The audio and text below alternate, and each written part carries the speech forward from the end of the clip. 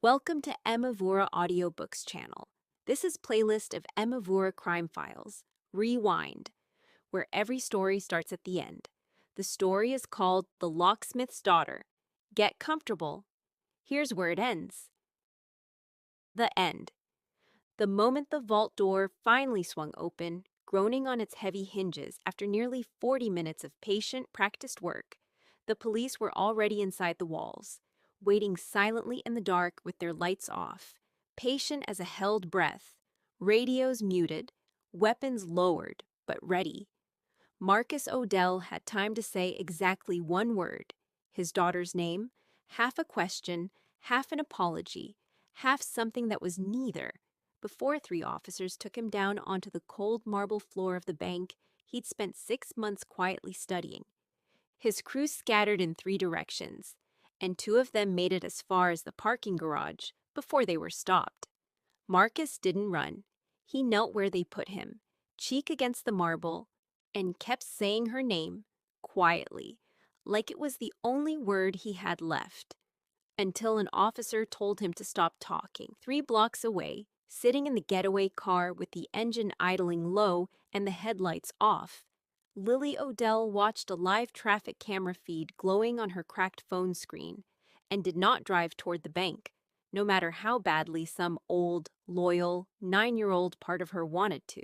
She had made her call to the police 6 hours earlier that same night, disguising her voice out of an old childhood habit more than any real hope that it would actually change anything about how the night ended for either of them.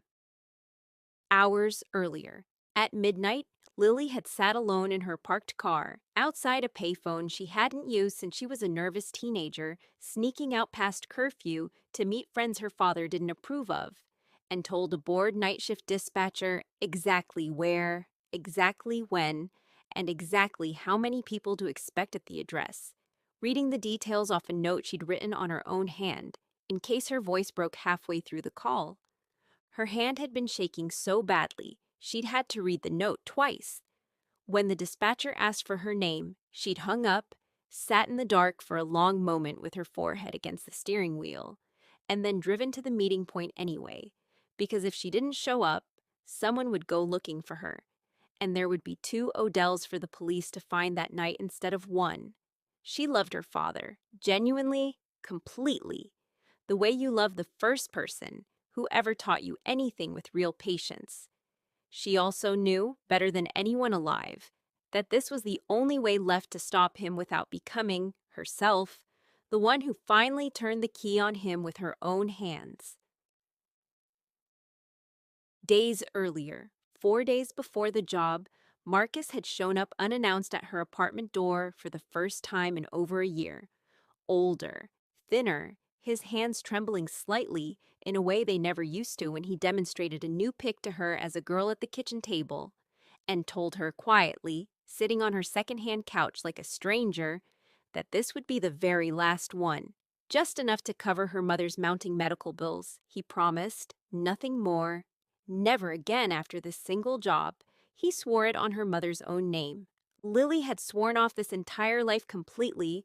After his last arrest sent him away for 3 long years, she'd spent visiting him twice a month out of guilt more than affection, watching him get smaller across a plastic table every single visit. She said yes to him anyway because some debts, she'd learned the hard way, were never really about the money at all.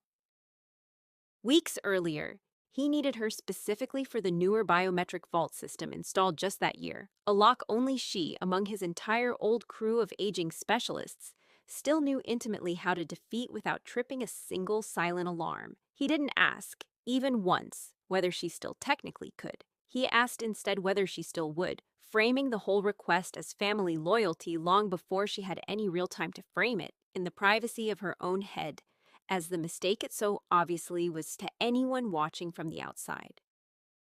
The beginning.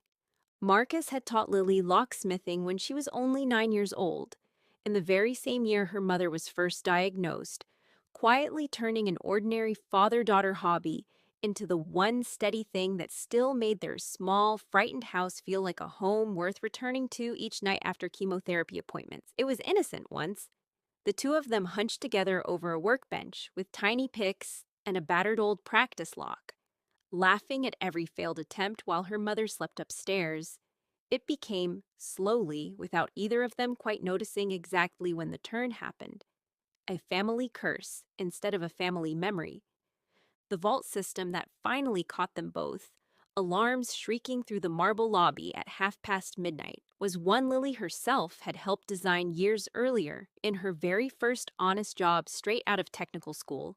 A lock she had built specifically, proudly, to keep people exactly like her father safely out, never once imagining back then, filling out her first legitimate paycheck stub, that she would someday be the one it finally, quietly caught in its own teeth.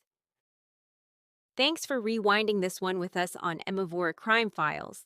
If you want to catch the next one, hit subscribe and turn on notifications. A new rewind story. I'll see you in the next one.